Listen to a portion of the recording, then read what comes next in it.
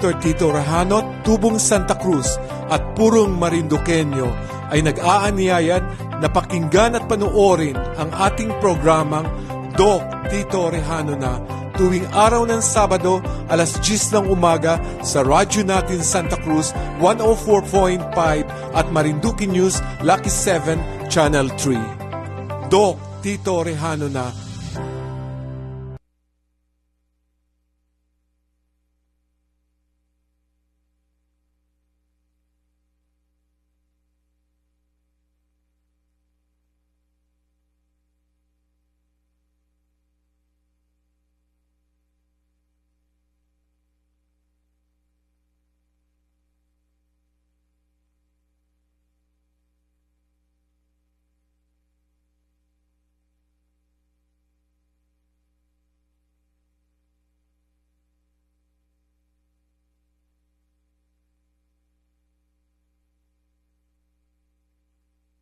Ako po si Dr. Tito Rejano, Tubong Santa Cruz at Purong Marinduqueño ay nag-aaniyayan na pakinggan at panoorin ang ating programang Doc Tito Rejano na tuwing araw ng Sabado alas 10 ng umaga sa radyo natin Santa Cruz 104.5 at Marinduque News Lucky 7 Channel 3. Doc Tito Rejano na.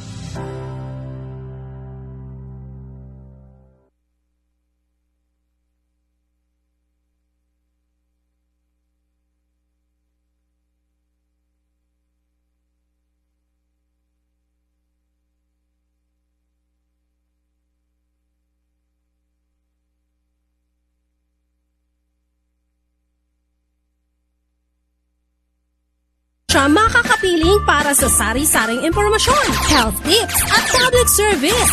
Kaya makinig na dahil si Doc Tito Rejano na. Magandang umaga po sa inyo lahat na minamahal kong kababayang Marinduqueño. Ako po ang inyong abang lingkod, Doc Tito Rejano, Tubong Santa Cruzin at Purong Marinduqueño. Certified ngani, baya ay mandin. Ang nag-aanyaya sa inyo na makinig at manood sa ating programang Doc Tito Rejano na sabay-sabay na maririnig sa 104.5 radyo natin Santa Cruz, Marinduque News Live Lucky 7 Channel 3 at simula ngayong araw na ito ng Sabado, maririnig po natin sa 105.7 radyo natin Buwak.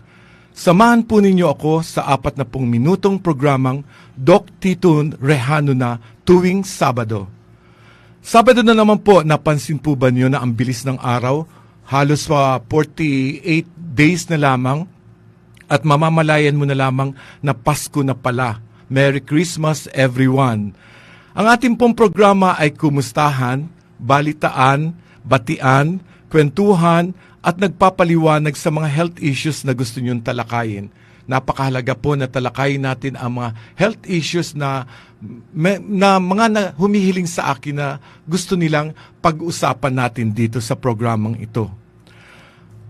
Kumusta na po ang Sabado nyo at gusto ko pong batiin muna ang ating minamahal na mga kapitanes sa buong Marinduque, ang mga sangguniang barangay, mga BHW, BNS, Barangay Tanod, at lupong tagapamayapa. Sa kauna-unahan ko pong pagkakataon, binabati ko ang mga lupong tagapamayapa at sila po ay na malahalaga ang tungkulin sa ating barangay. Natatandaan ko po nung kapitana pa ang aking ina sa Barangay Banahaw, Santa Cruz, Marinduque, ay ang lupong tagapamahala ay gumagawa sila, ang venue nila ay kuminsan nag-iiba, pumupunta sa bahay, sa porch namin. At kuminsan doon, mayroong, sa umpisa, nagsisigawan, nag-aawayan, yung dalawang magkatunggali. And then patapos biglang tatahimik at nagsasalita na ang lupong tagapamahala. At pagkatapos noon, nakikita ko, nagkakamay na ang dalawang dati magkatunggali at naging magkaibigan na. So ang lupong tagapamahala po, o tagapamayapa ay napakahalaga para ayusin muna dito sa barangay at wag nang dalhin sa pulis o sa korte ang mga kaso na dapat nilang pag-usapan na pwede naman sa barangay. Kumusta po ang mga sangguniang kabataan, ang mga senior citizen? Sana hindi kayo na-high blood. ang mga person with disability, mga tricycle at jeepney drivers, kumusta po ang biyahe natin? Ingat po tayo sa pagbiyahe. Mga market vendors po natin ngayon na araw ng Sabado, araw ng Tiangge, araw ng marami ang namimili, sana'y maganda ang benta natin. At sa inyo pong lahat na nakikinig at nanonood dito sa Doc Tito Rehano na.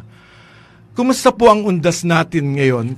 Kahapon lamang po ang poblasyon dito sa Santa Cruz, ang schedule po namin kahapon ay 1 to 5, pero parang kokonti lang ang pumunta sa sementeryo kahit ang sabi ay wag daw lalampas ng 30% ng venue ang pupunta sa sementeryo, pero napansin ko ay kokonti lamang yon. Kayo po ba ay nakadalaw na sa puntod ng inyong mahal sa buhay?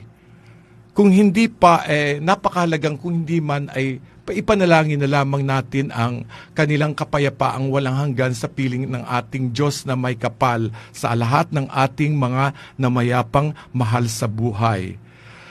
Dahilan po sa panahon ng pandemya ngayon, panahon ng quarantine, stay at home, marami ang nadidepress, lalo na po yung mga young adults natin na dati ay may mga hanap buhay, biglang nawalan sila ng hanap buhay, yung mga nagtatrabaho sa Manila, sa mga restaurant, na biglang natigil noon. Sana na may bumalik na ang ating ang magandang buhay natin nang walang pandemic dito sa atin. So, yung pong mga nadidepress dyan, lalo na po, ako'y nalulungkot, lalo na sa kababayan ko dyan sa Torrijos, na meron daw po dyan na African swine fever, na meron daw pong mga nag-message sa akin, paano raw po sila po ay magbababoy, pagkatapos ay nakita at na-testing na yung kanilang baboy ay positive, pinapatay daw yung baboy at binabaon. Paano ka naman kaya yung kanilang mga puhunan? Kawawa naman po sila. Sana po ay mabigyan ng tulong ng ating pamahalaan ang mga magbababoy dito sa parte ng Torrijos. Nabasa ko po yun sa Facebook, pero alam ko pong totoong nangyayari na may kaso na po tayo ng African swine fever dito sa ating lalawigan. Kaya nga po at yan pong mga depression na yan ay nagdudulot sa atin ng hypertension. Kaya ngayon pong araw na ito, ang tatalakayin ko po ay tungkol sa hypertension, alta presyon, at ako'y tinatawanan ng kapatid ko, sabi ko raw ay mataas ang high blood. Yan po ang ating tatalakayin ngayong araw na ito. At alam ko po na napakarami ang may high blood ngayon. Katunayan, kahapon at kanina lang po, may pasyente akong nagpa-check up kanina, ang dinadaing lamang niya ay masakit ang tuhod, pero nang kunang ko ng BP ay 200/120. Sabi ko, aba mataas po yan. Tapos kahapon, wala siyang symptoms, pero ang presyon niya 180/100. Sabi, bibigyan mo ng gamot. Sabi, hindi po, yan po ang normal ko. Kayang-kaya ko na po yung presyon na yan. Pero hindi po, dapat ay mayroong kang gamot na iinumin para sa alta presyon o sa hypertension. Alam po ba ninyo na ang hypertension, high blood pressure na yan, ay ang isang kondisyon na karaniwan na nating nakikita ngayon na mas nakaka-apekto sa mga lalaki kaysa sa babae, at habang tumataas ang bilang ng edad, habang tumatanda, doon lalong nakikita ang alta presyon. Ito po ay mini-measure sa pamamagitan ng mga blood pressure. Alam natin ng mga barangay health workers, magagaling na yung kumuha ng mga blood pressure. Meron tayong systolic blood pressure at meron po tayong diastolic blood pressure. Ang normal na karaniwan pong sinasabi natin ay kailay 120/80 or less. Pag daw po ikaw ay nandoon sa blood pressure na 120/80 or less, normal yan. Pero yan po'y depende sa mga tao din. May mga nagasabi naman sa akin, Dok, ako po biya ay normal ay 100 laang over 70. Ako po biya ay normal lamang ay 90/60. So, pwede pa po yan na normal sa kanila. Pero pagka sinabi po nating 120/113, 121/139 to 81/81 to 89, ang tawag na po natin dyan ay risk hypertensive or pre-hypertensive ka na. pagka ganyan, medyo ingat na rin tayo, baka biglang tumaas ang ating blood pressure pagka nasa boundary, ang tawag ko dyan, boundary na ng hypertension.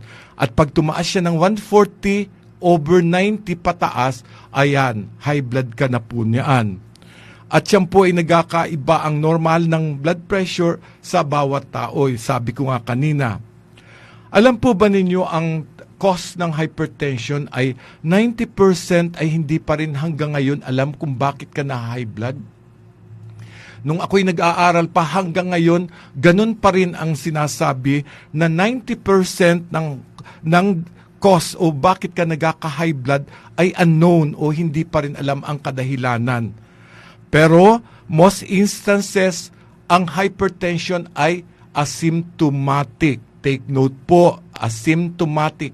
Wala kang nararamdaman. Halimbawa po, katulad nga po yung mga pasyente ko na pumupunta sa akin, 180/100. Ay ako po, doktor, ay walang nadadamdaman. Hindi na po ako mainom ng gamot. Pero yan po ay talagang symptoms ng hypertension. Asymptomatic o parang wala ka talagang nararamdaman pero high blood ka na pala. Malalaman mo na lamang ay na-stroke ka na pala ng bigla. Sasabihin, bakit ako na-stroke?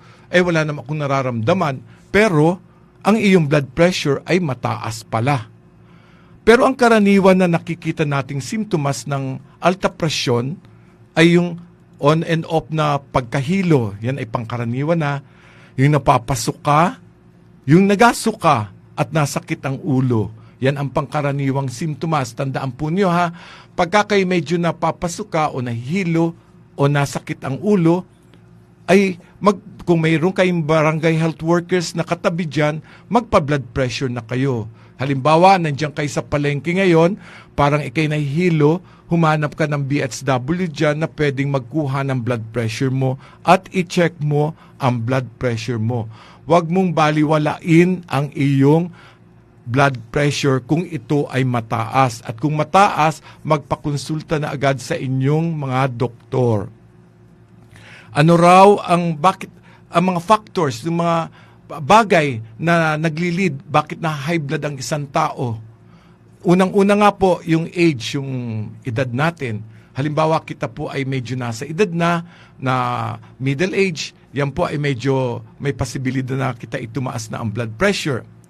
Heredity, ibig sabihin, halimbawa ay sinalola nagkamatay ng dahil sa stroke at high blood, pwedeng sa inyong blood ay nasa inyong nakasalalay na pamilya ang hypertension. Kaya medyo tingnan, kaya po sa mga history ng mga doktor sa inyo, tinatanong, meron ba kayong kamag-anak na may high blood? Anong kinamatay ng lolo-lola o tatay-nanay nyo kung high blood? So yan po kasi ay isa sa factor na tinitingnan sa alta presyon, yung heredity. Yung gender po, sabi ko nga kanina, mas marami ang sa lalaki. Bakit kaya mas marami ang lalaking na high blood kaysa sa babae? Pero itong huli, nitong nagdaan linggo, ang mas nakikita kong na high blood ay mga babae. Pero ang sabi raw sa factors, mas ang mga lalaki. Smoking. Kayo po bagay naninigarilyo pa hanggang ngayon. Kung kayo naninigarilyo, medyo bawas-bawasan. Huwag naman po niyong biglang atigil at meron tayong tinatawag na withdrawal symptoms na biglang nanghihina pag biglang atigil. Utay-utay o dahan-dahan nating itigil ang paninigarilyo kung tayo'y naninigarilyo.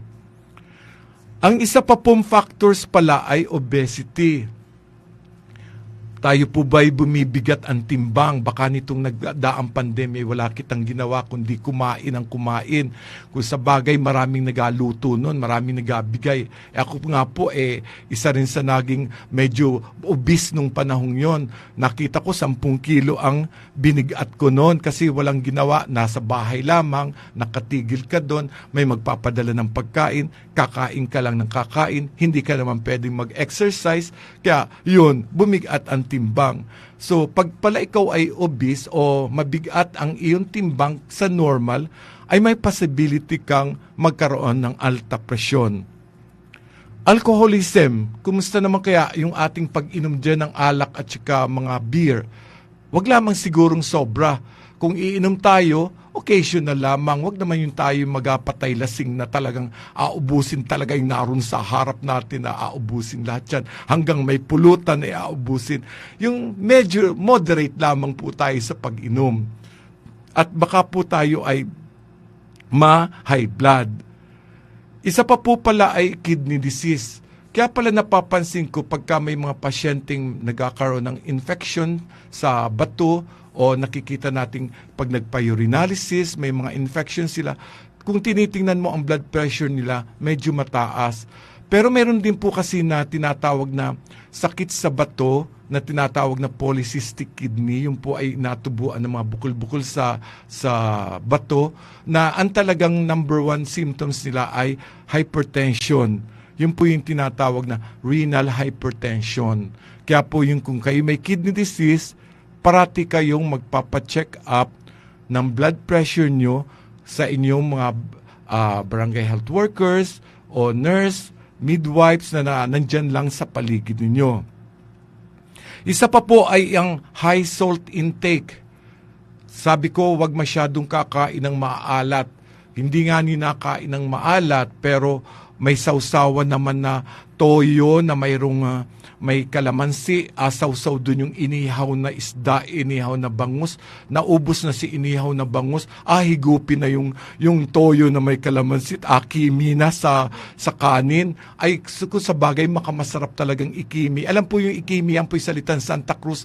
Kimi po ay ahalo sa kanin, tapos magakamay. Ayan, sarap po talagang kumain yan. Yan pong toyo na may kalamansi. Kaya lang wag pong masyado at baka po tayo ma-high blood. Meron din po yan yung patis. Gustong-gusto nating patis, lalo kung kita'y may nilugaw o yung pospas na manok na native. Ano po yan, sarap. Tapos mamaya ilagyan natin ng gusto natin, medyo malasa yung parang patis. Ay naku, sarap kumain yan. Di kaya lamang baka naman kita ay mamanas at biglang magkaroon ng high blood. At ang huli po ay yung living a sedentary life. Yung po bagang gusto natin parating nakaupo, nanonood lang ng TV, nag-computer, hindi man lang kita nagalaw lang kita'y pag natayo at makain tapos pagkakain, higa na naman, tapos pagkagising, upo na naman, manonood ng TV, yun lamang ang ginagawa natin. Yan po yung sedentary life natin na dapat nating baguhin. Galaw-galaw po naman tayo, galaw-galaw, mag-exercise, para naman hindi tayo na yung ating taba ay na bibinbin o naiiwan sa ating katawan. Kaya yan po importante na wag masyadong nakatigilaang sa bahay. At saka pag po kita'y perming nakatigil sa bahay at nanonood lang ang tibing nakain-kain ng mga Carls dyan ay kita po ang adat nandyan ay matabang biglang malobo ang katawan natin, makikita natin, sikip na kita doon sa ating inadaan ng pintuan. Hala, kayo baka hindi itulak na nung iyong asawa pagka kayo ay malabas at mapasok sa loob ng inyong pintuan. Kaya wag dapat po may exercise. Ano ang pwede nating i-advise sa ating mga pasyente? Kahit po hindi sa pasyente, kahit po sa lahat, para maiwasan natin itong alta presyon o high blood. Quit smoking daw po. Kaya kung tayo naninigarilyo, medyo bawasan natin ang paninigarilyo natin. Maintain a healthy lifestyle by exercising regularly and keeping low salt and low fat diet. Ibig sabihin, natutuwa ako at meron tayong mga dito sa atin, kahit sa mga pulis, sa mga easy dancers, ng mga aktibo po ang ating mga kababaihan at saka mga kahit kalalakihan sa easy dancing dito, mga Zumba. Nandiyan po yung kapatid ko, si Tita Techiri Hanoray. Napaka-addict po niyan sa pag-Zumba.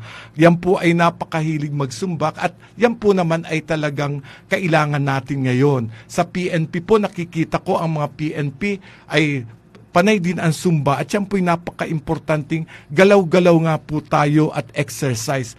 Sabi nga po nung isa na kaibigan ko, si Tita Lina Ricaprente, Doktor, ako po biya nung araw ay nataas ang presyon nung pamuhat ng nagkaroon ng pandemic na wala ng Zumba. pero magasakit po ang katawan ko. Pero nung kami po'y nag-aumpisa ng magsumba ay nawala na po uli. Hindi na po ako nahihirapang huminga. Parang maganda na po ang pakiramdam ko. Kaya sabi ko, talagang dapat talaga ay mag-exercise ang bawat isa sa atin.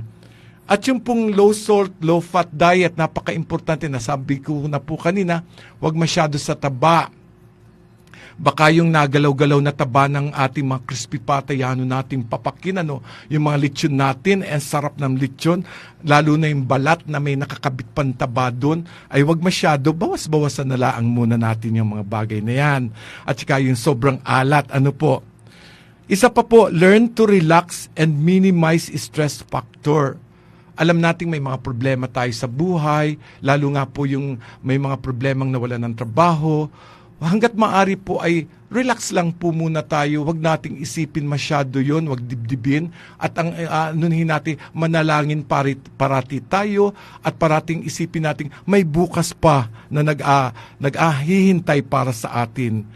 At saka po yung kung kayo ay medyo mabigat, obese or ay mag-start na pong mag-reduce. Mag-reduce na po kayo, bawasan na nyo ang sobrang pagkain ninyo. At yan po ay dapat ninyong tingnan sa inyong mga katawan. At kung kayo po ay yung pipils, lalo po sa mga babae na nag-pills, yung ayaw pang magkaanak, at saka po kayo na high blood, ay pumunta po kayo sa inyong mga doktor at sabihin po ninyo na kayo ay na high blood pag umiinom ng pills. Yan po kasi mga oral contraceptive pills ay medyo nakakataas po ng blood pressure. At kung kayo ay under medication o talagang umiinom na kayo, huwag kalilimutan araw-araw religiously na inumin yung gamot na sinabi sa inyo ng doktor ninyo. Kung sabi araw-arawin ninyo yan, kasi may nasabi sa akin na, Dok, ako po ay 100/70 na, hindi ko na po inumin yung aking maintenance. Hindi po, yan po man din ang target natin, 100/70. Kaya dapat tuloy-tuloy nating inumin. Ay baka po, doktor, bumabayan, baka po yan ay maging 80/, hindi po, yan po yung mababae sa pinaka-normal na level ninyo. Ngayon kung medyo talaga pong napakababa at nababa, pwede kayong bumalik sa mga doktor nyo at sabihin ninyo yan na pwedeng bawasan yung inyong iniinom na antihypertensive.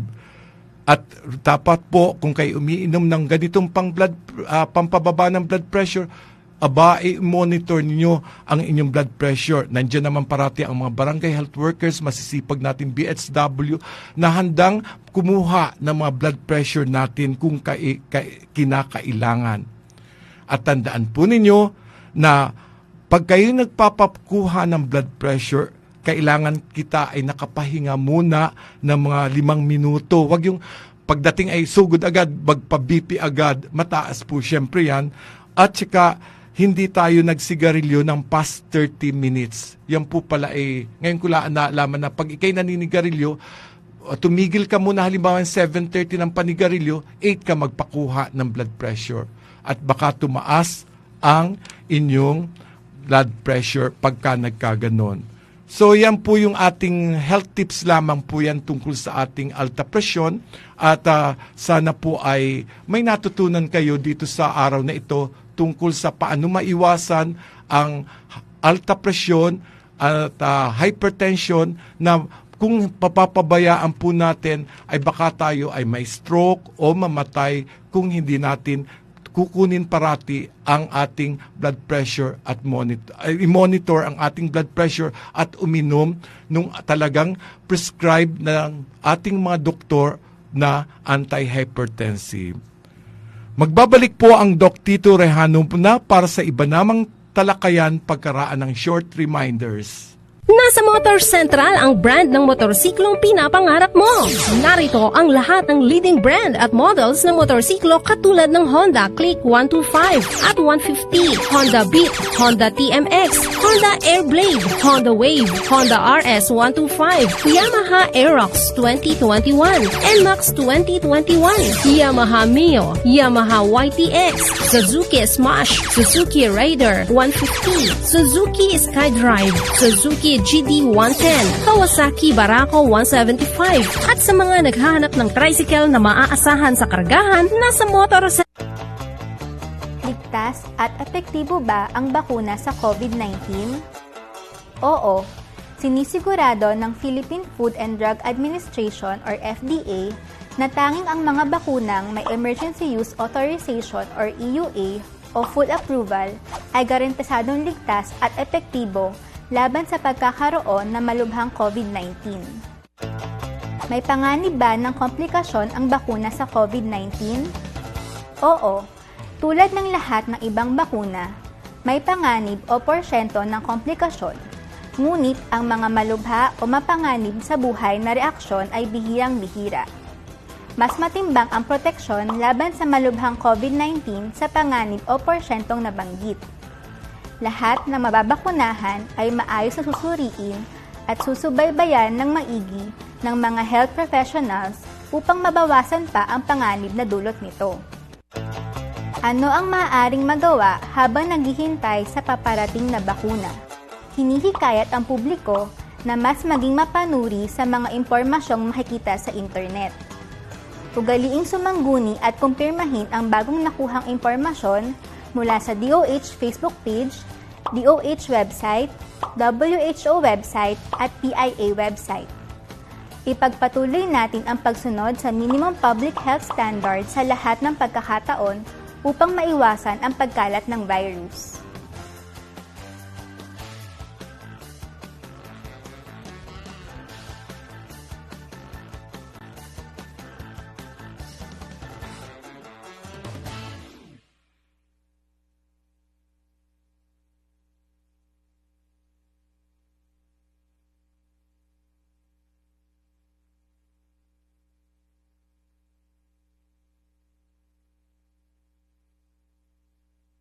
Magkano ang babayaran ko para mabakunahan?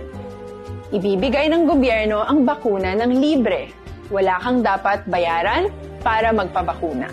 Tara, sa Vida Vacunation! Wala na yatang tatapat sa one and only kong dekalidad. Ligtas maaasahan sa timbang kaya magpa-deliver na ang Soleil. Hey, ako sa'yo'y panatag talaga.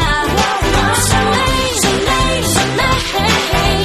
Tunay ginhawa ang buhay dahil nandyan ka, Soleil. Tawag na sa 332-1624 o mag-text sa 0938-418-2604 at 0935-317-1797. Soleil, dapat lang safe and reliable.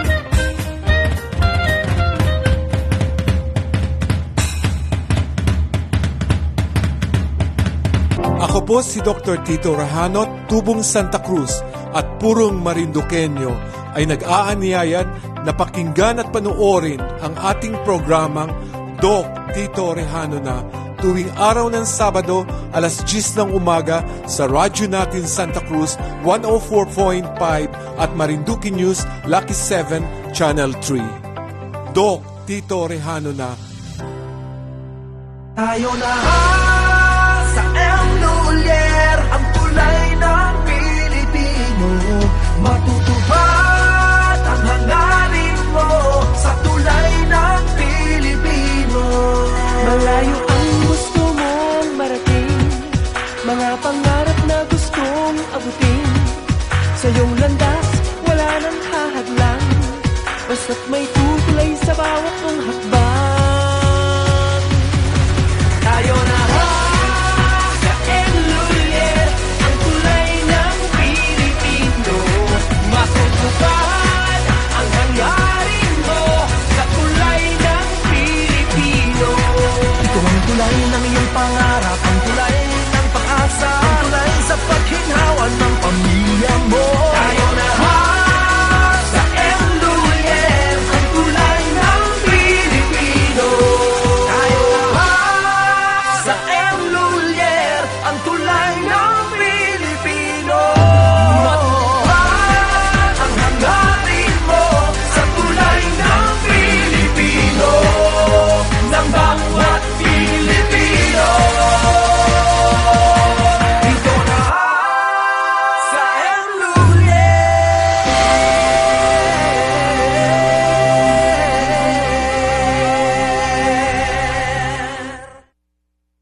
dumikit at gumawa. Kaya ang resulta, sariwa, malaman, malinamnam at murang-mura. Hangad ni Manager June Manok Ray na pagkalooban ang kanyang mga kababayan ng dressed chicken na dekalidad sa mababang presyo lamang. JR&D Ligaya Fresh Chicken. Nasa Public Market, Santa Cruz, Marinduque. Doc Tito Rehano na! Alas 10 na ng umaga. Doc Tito Rehano na! Break time muna sa kanyang clinic pero tuloy-tuloy pa rin ang kanyang serbisyo. Dahil sa himpapawid naman natin siya makakapiling para sa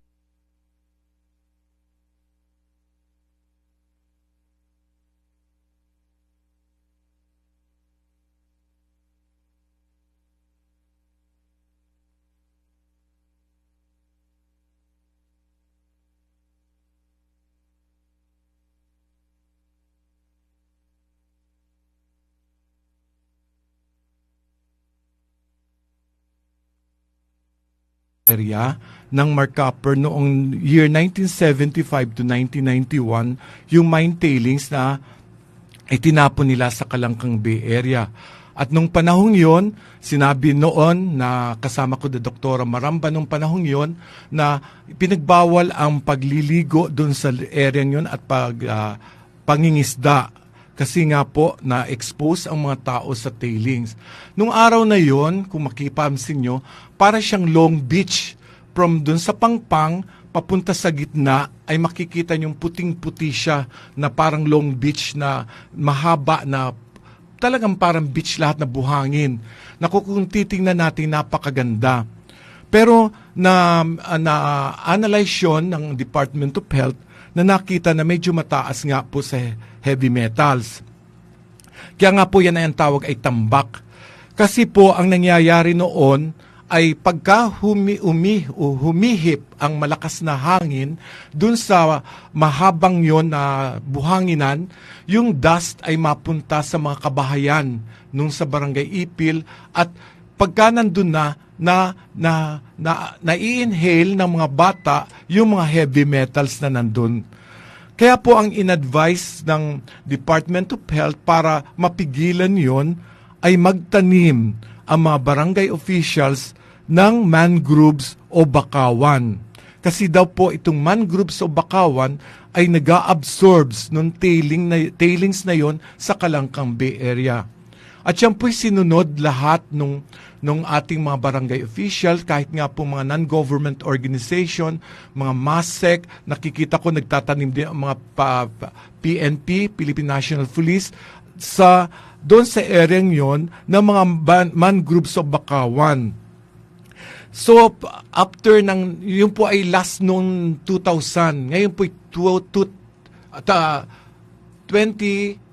2000 nga. Ngayon po ay 2021 na. So after 21 years, nakita ko ang malaking pagbabago.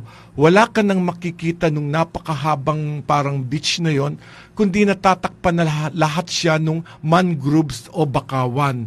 Kaya sabi ko, parang napakaganda na dito sa tambak. At yan po ngayon ay dinadayo ng mga nag-outing, nagpipiknik at nagsiswimming. At sa palagay ko ay wala na halos yung tailings na cover na siya dun sa nung mga tanim na nandun. Kaya nga po sabi ko, parang yan ay yung nature heals, ang naghihilom na ang kalikasan natin na para hindi siya maging makapaminsala sa mga nandong mga karatig barangay. Sana po ang wag nang maulit na tambakan muli ang ng tailings o anumang kahit hindi tailings ng anumang pollutants ang Kalangkang Bay area at sa kasalukuyan po ay talagang napakaganda at pwede nating ipagmalaki na ngayon ay lahat ay green ang nakikita mo na doon at yung beach nga po doon ay medyo maganda na rin. Natakpan na halos yung tailings. Pero sana po tuloy-tuloy na yung pagpaganda natin dyan sa tambak na tinatawag. Kaya po tambakan ng tailings noon. Pero ngayon po ay sa tingin ko ay maganda ng gawing outing, pagpunta ng outing o picnic at may mga cottage na po akong nakikita doon. So yan po yung nakita ko na parang improvement na kung dati ay pinagbabawal no ng pag-swimming dahil nga po exposed ka sa mga mine pero ngayon parang natakpan na o na-cover na ng mga mangroves yung mga pollutants na nandun. So, yan po sa kagandahang loob ng mga barangay officials ng barangay Lusok, Ipil, Butilaw at yung mga nakapaligid sa Kalangkang Bay area. Sana naman ay ngayon ay marami ng isda ang nakukuha dyan sa Kalangkang Bay area. At kung kayo po'y nandyan ngayon sa Kalangkang Bay area at sa Tambak, enjoy po kayo dyan sa swimming ninyo dyan, sa paglalangoy at sa enjoy kayo sa mga pagkain ninyo dyan. Masarap kumain sa tabi ng dagat. Punta naman po tayo sa usaping pagkain. Kung halimbawa po, tayong mga Marinduqueño ay hospitable, parang hospitable tayo at talaga tayo ay pag may bisita, ay parati tayong hindi magkanda o gaga para i-entertain natin ang ating mga bisita. Ako po ay hihingi sa inyo ng idea. Kung tayo ay may mga bisitang hindi taga Marinduque at taga ibang lugar, mga ano ba ang mga karaniwan nating inihahanda?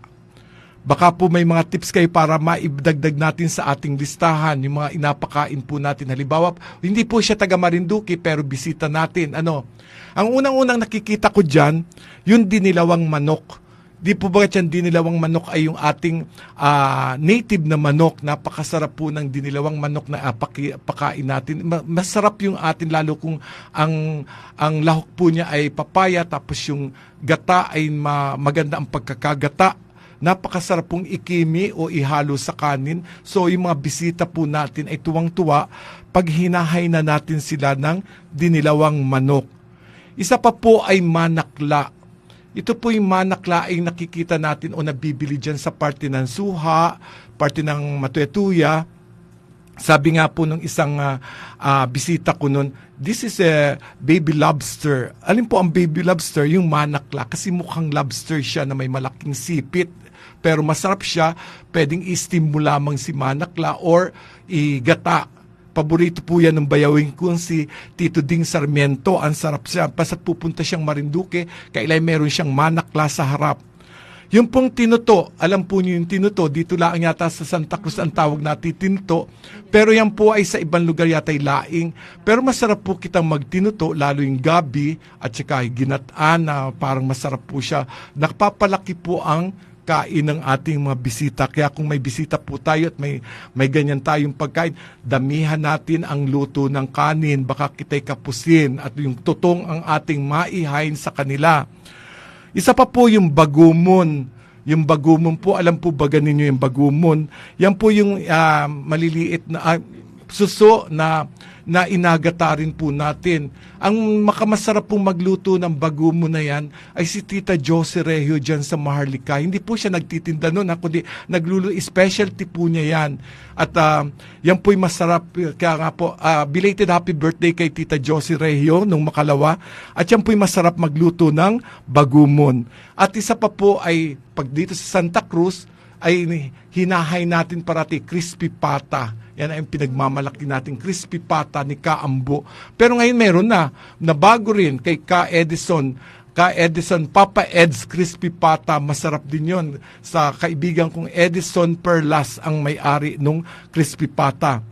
Sa pasalubong naman ay syempre parating cookies. Masarap ang cookies ng arrowroot cookies. Meron po tayo, Rehanos Bakery po yan, kay Tita Mita. At yan po, ipinagmamalaki natin ang arrowroot cookies. At sa abwak po ay hindi ka kumpleto pagka walang bibingkang buwak. Yung pong bibingkang buwak, di po bagat yun ay pagka-ordinary yung kulay, parang orange. Pero natikman ko po yung special nilang bibingkang buwak, yung parang puti ang kulay. Yun daw ay luto sa Buliasnin buwak. Napakasarap po niya ng bibingkang buwak. Masarap ipasalubong at ipakain sa mga bisita po natin yung bibingkang buwak. At hindi rin po mawawala kung magapabaong kita ng panganang buwak. nasa panganan yan, yung panganambok na yan, masarap din po yan. Yan ay, basta't kung may bisita tayo, ang apabaon natin cookies, panganambwak, bibingkambwak, yan po ang ating inapabaon sa kanila. Kung mayroon pa po kayong idea kung anong pwedeng ipabaon, pwede po niyong i-message at asabihin natin sa Sabado kung ano pa yung pwede nating ipakain sa ating mga bisitang hindi taga Marinduque at apabaon po sa kanila. Yan po yung ating usaping pagkain. Medyo nakakagutom po, ay medyo alas 11 na po kasi malapit ng mag alas 11 kaya alam nating medyo natatakam na tayo. Kaya punta naman po tayo sa batian portion. Ay gusto ko po munang batiin ang brother ko, ang Provincial NVI Director ng Batangas, si Tim Rejano. Siya po ay sa anniversary ng NBI, siya ay Best District Chief of Isabela 2020 kasi po siya ay dati sa Isabela. Ngayon po siya ay Provincial NBI Director na sa buong Batangas. Si Tim Rejano po yan. Gusto ko rin pong batiin si Sir Kes Sepue ng Johnson's Grocery, si Jerry Ong ng GMO Grocery, si Kagawad Mariano Feliesar ng Malibago, si Insan Conchita Real na pilot ng Malabon, si Kapitan Leonardo Mendoza Narsoles ng Barangay Tabi sa Buwak, si Arnolfo Portento ng Tawiran, siya daw ay parating nakikinig sa akin. Salamat Arnolfo. At belated happy birthday nung kahapon, November 5, si Father Kirk Irvin Rumasanta. Happy birthday po. Ang kanyang po magulang ay si Jingjing and Manny Rumasanta. Sila po ay nandyan sa palengke. Hi Manny, mga Albarico family, lalo na yung Villa Atilana. Hindi nyo ako iniimbita dyan sa Villa Atilana. Maganda dyan sa Maniwaya. Si Tita Babylin Solmirano Dovingo, siya po ay binabati ko. At si ang lupong tagapamayapa ng Buyabod, si Ma'am Adelpa Avairo, si Ma'am Tessie de la Rosa Pinion, at ang mga kamag-anak ko, mga insan ko sa Rejano Clan, si Panday Limpiada Rejano at Danny Raceles Rejano. Salamat po sa suporta ng Rejano Clan. Salamat po ng marami sa inyo.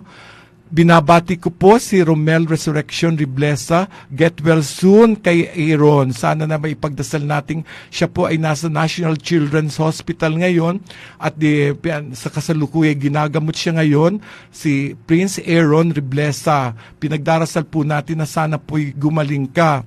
Thanks Tita Myra Marquez for watching ng Butika Infant Jesus. Si Josephine Macalolod, Pastor Fide Recto, good morning. Benedicta Comia, hello, from Rodriguez Rizal. Salamat po, abot pala tayo hanggang Rodriguez Rizal. Si dating Kapitan Ernesto Riblesa, thank you po. At Girly Odana, thank you, keep safe also. Si Sheila Rivadinera ng Rehanos Bakery, galing sa Tokyo, sa Japan. Ma'am Adelaida Hashimoto, kumusta po?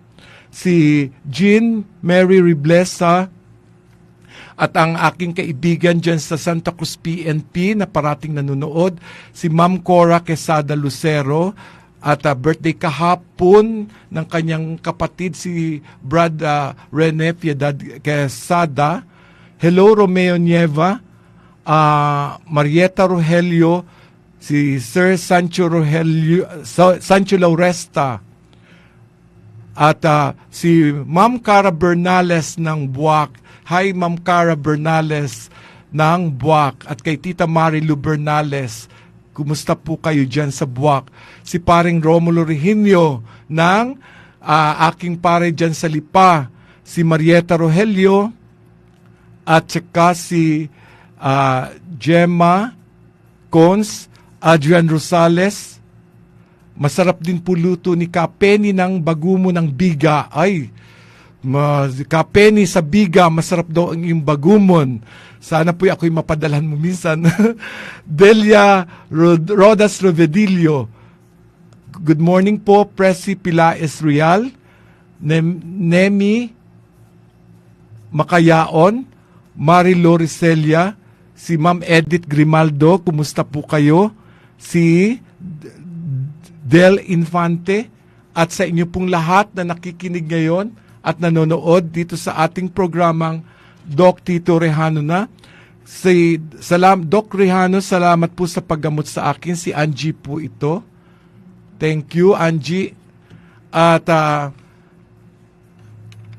lahat po ay nagpapasalamat po ako sa lahat ng mga nanonood at kay Tita Aida Diaz Sulweta, ng asawa po siya ng dating doktor dito sa Santa Cruz District Hospital, na siya po'y nasa Sydney, Australia na ngayon.